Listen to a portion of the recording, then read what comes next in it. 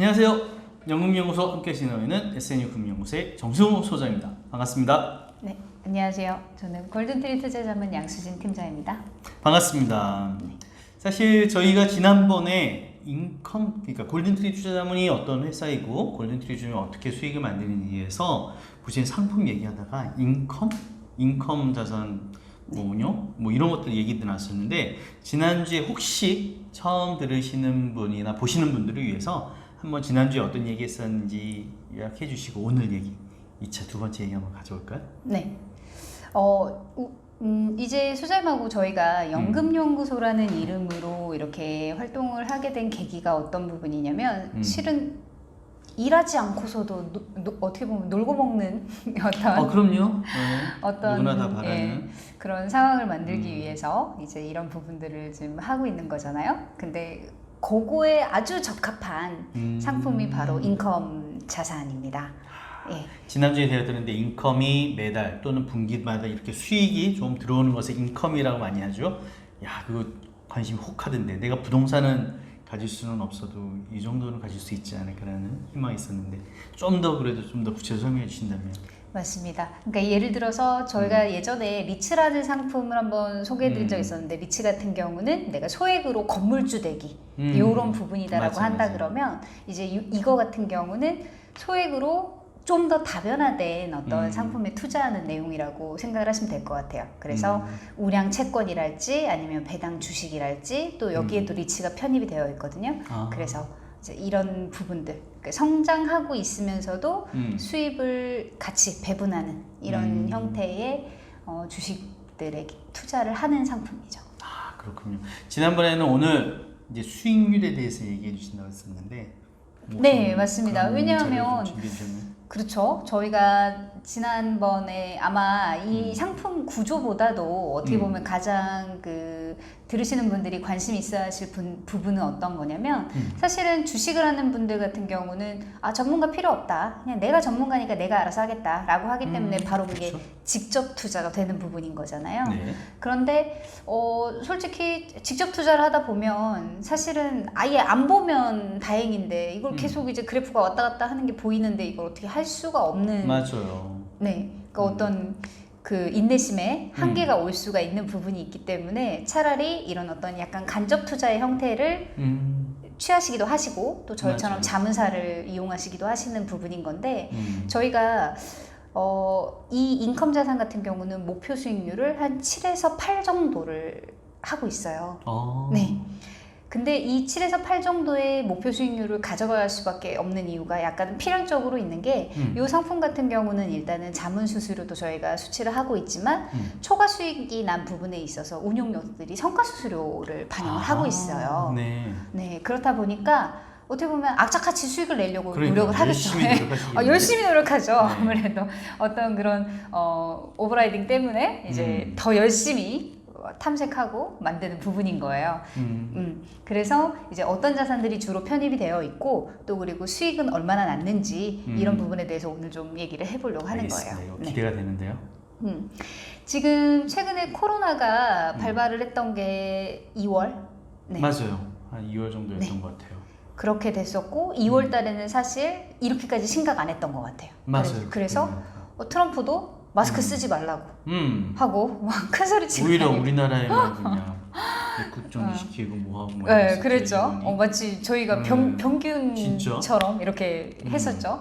근데 3월, 4월 아주 한 2달 동안 혼이 쏙 빠지도록 굉장히 맞아요. 이렇게 돼 있었지 않겠습니까? 그래서 지금 이 인컴 펀드 같은 경우는 작년에 11월 설정일 이후로 솔직히는 아직 마이너스예요. 전체 수익률은요. 그렇죠. 일단 주가가 계속 내려갔으니까. 그리고 지난번에 얘기한 것처럼 대부분 편입되어 있는 게 우리나라의 뭐 주식이나 이런 것들이 아니라 해외 주식들이잖아요.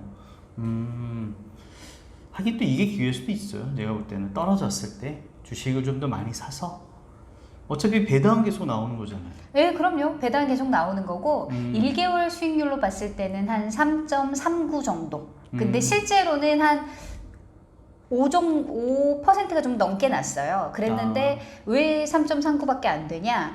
1개월 지난달 동안, 그러니까 6월 기준으로 봤을 때는 환율이 떨어졌어요.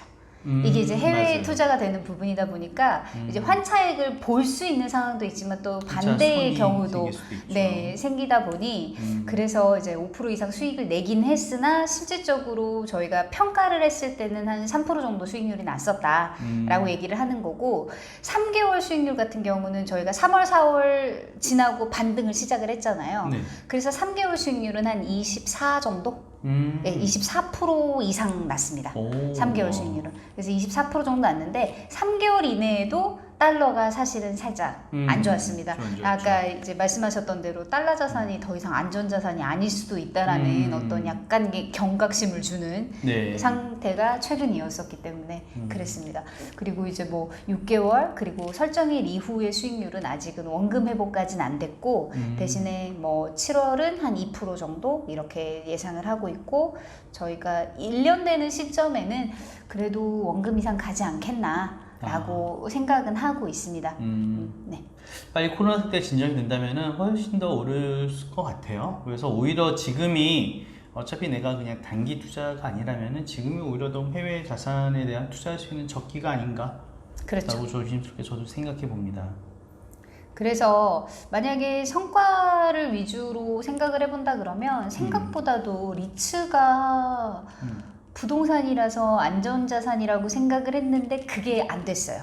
예, 그 이번에 어떤 경제 위기는 약간 맥을 좀 달리 가는 거예요. 예. 왜냐면 대면 활동이 제한이 됐잖아요. 그렇죠. 그렇다 보니까 어디 나가지도 못하고 그 중에서도 리츠 중에서도 사실 헬스케어 관련 리츠들이 조금 더 많이 떨어졌었거든요.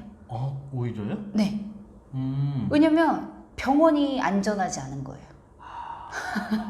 그렇죠.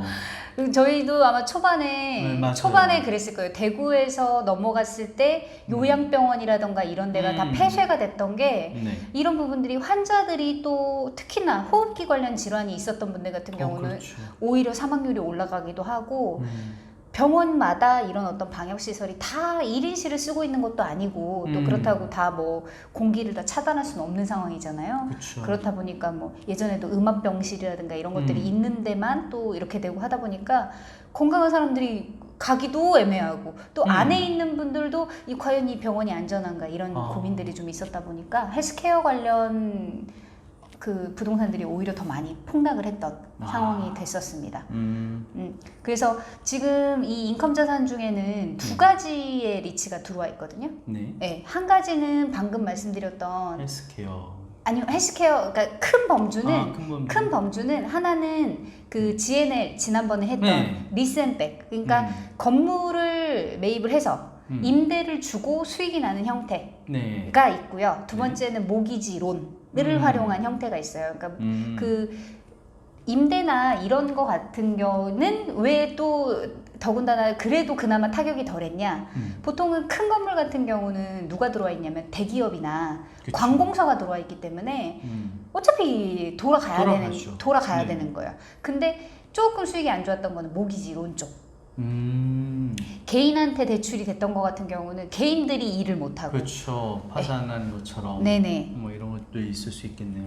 그렇죠. 그래서 좀 이제 모기지 론 쪽이 조금 더 많이 수익이 안 좋았던 부분이 있고 또 건물 같은 경우도 좀 소규모 이런 쪽이 임대가 또 안 나가든 네네. 장사 안 되든. 네, 그래서 뭐 디폴트 현상 이렇게 얘기하기도 하는데 이제 뭐 좀 상황이 안 좋긴 했었죠. 그랬었구나. 네, 그렇다 보니까 그런 부분이 있었는데 그럼에도 불구하고 지금 빠르게 회복이 되고 있는 중이에요. 거의 한 80% 이상은 지금 다 회복을 했다고 보는 상황입니다.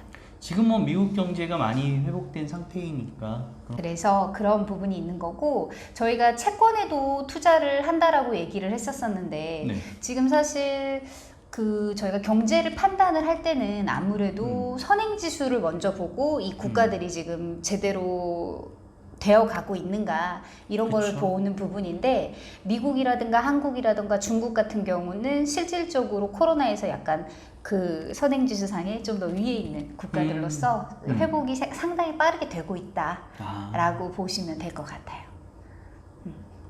나중에 이 자료들을 살짝 좀 해가지고 우리 향에 보여드려도 괜찮을 것 같은데요. 직접 하나 보여드려도. 아, 그럼요. 이런 자료들은 다 이제 저희 회사에서 지금 그 배포를 하고 있는 자료들이고 고객님들도 시장 상황을 판단을 하실 때 볼 수 있게끔 저희가 다 자료를 만들고는 있습니다. 알겠습니다. 네.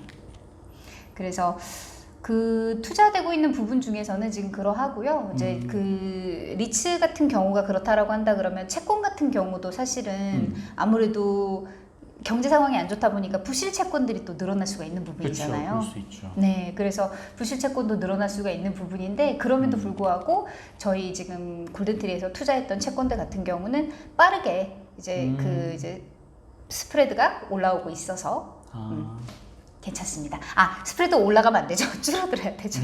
이제 스프레드라고 하는 게 어떤 거냐면 기준금리에서 조금 더 내가 신용도가 안 좋기 때문에 추가적으로 부담하는 금리거든요. 그러니까 그런 부분들이 빠르게 줄어들고 있어서 이제 저희 회사에서 지금 투자하고 있는 채권들 같은 경우는 상당히 지금 우량하게 잘 가고 있다. 이렇게 보시면 될 것 같아요. 네, 사실 저도 해외 자산 투자, 해외 주식 투자 하고 싶기는 한데 사실 방법도 모르겠고 또 한다고 하더라도 어떤 정보를 해야 될지도 잘 모르겠거든요. 근데 이런 부분들을 일단 골든트리 투자자문을 통해 가지고 내가 삼성증권과 아마 연결되어 있는 것 같습니다. 그래서 삼성증권 계좌를 개설해서 내가 그런 보내주는 포트폴리오대로 이제 해외 주식에 대한 펀드 구성이나 투자 구성을 할 수 있는데 되게 괜찮을 것 같아요. 내가 사는 시점, 바꾸는 시점, 변경하는 시점, 매도 시점 이런 것들에 대한 고민 없이 어느 정도 또 알아서 잘 운영해가지고 운영한 거에 대해서 수수료를 받는 거야. 그거야 뭐 이거는 인정하니까요. 그리고 잘 못하면은 1년 지나고 나서 안 하면 되죠. 그럼요. 네, 그런 계약 부분도 갱신 있죠. 안 하면 되지 뭐.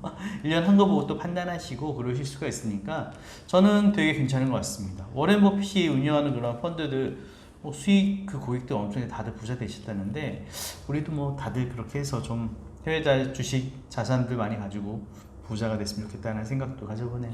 맞습니다. 왜냐면 지금 부동산 경기 정책이 정말 뭐 20가지가 넘게 이렇게 나오고 계속해서 반복되고 또 뭐 엊그저께도 임대차 관련해가지고 정책이 또 나왔더라고요. 근데 사실 해외 같은 경우는 임대차 보호법은 굉장히 많이 강화가 되어 있어요. 왜냐면 돈을 많이 갖고 있지 않은 사람들이 생활의 안정을 누려야 소비가 활성화가 되는 게 맞거든요. 그렇죠. 왜냐면 어떻게 될지 모르는데 어떻게 돈을 쓰겠습니까? 그러니까 일단은 내가 어느 정도 주거에 대한 안정, 그리고 일자리에 대한 수입에 대한 안정, 이게 되고 나면 사실은 돈을 쓰고 싶어져요, 자연히. 그러네요. 그럼 당연히 돈이 쓰고 싶어지죠.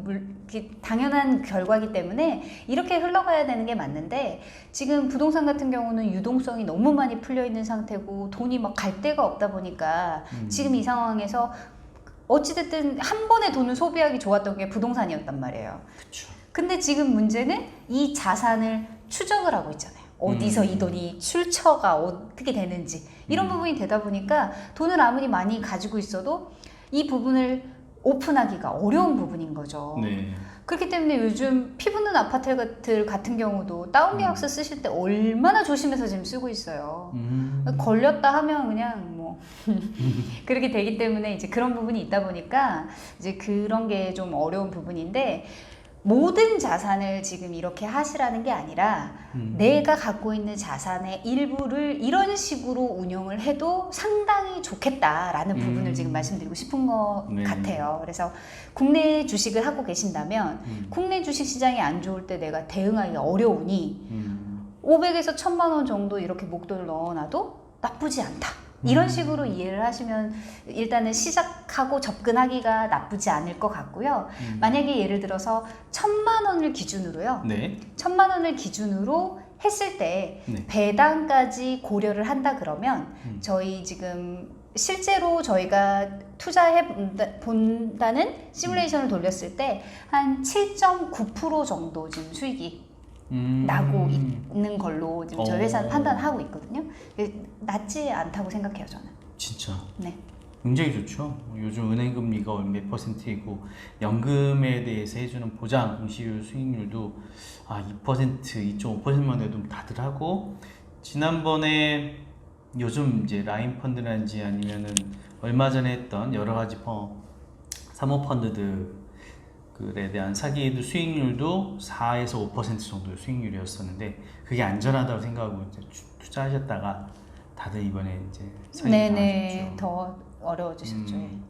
그래서 그런 것도 생각하면은 오히려 내가 알고 있는 해외 이런 것들에다 이렇게 잘 투자하셔가지고 정말 한 6, 7% 정도만 안전하게 개발해서 받을 수만 있다면은 그것도 괜찮을 것 같다는 생각이 들어요. 그럼요. 그래서 정확하게 이거에 대해서 궁금하신 분들은 일단은 저희가 이 유튜브 상으로는 뭐 다 알려드리기 좀 어려우니까 개별적인 상담은 저희 카카오톡 플러스 친구의 연금연구소를 통해 가지고 문의 남겨주시면은 저희가 그쪽에서 대답해 드리면서 개인의 그 투자 성향이라든지 아니면은 자금의 기간 같은 것들, 그 다음에 어떤 식으로 이제 이게 운영이 되는지 이런 것들에 대해서는 구체적으로 아마 설명을 저희가 해드릴 수 있을 것 같아요. 네.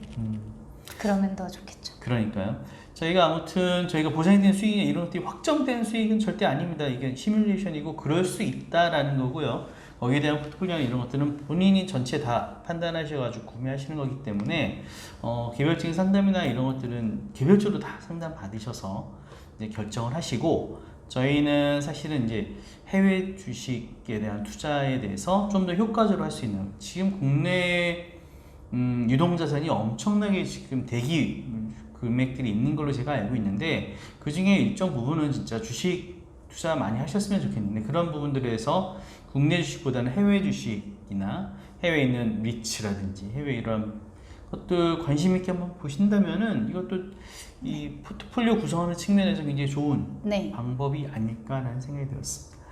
아무튼 더 궁금한 내용이 있으면은 저희 연금연구소 카카오톡 플러스 친구에다 문의 남겨주시고요. 또 개별적으로 저희가 연락처나 이런 것도 네네. 해놓을 테니까요. 궁금하시면 개별적으로 연락 주시기 바랍니다. 오늘도 함께 해주셔서 감사합니다. 수고하셨습니다. 수고하셨습니다.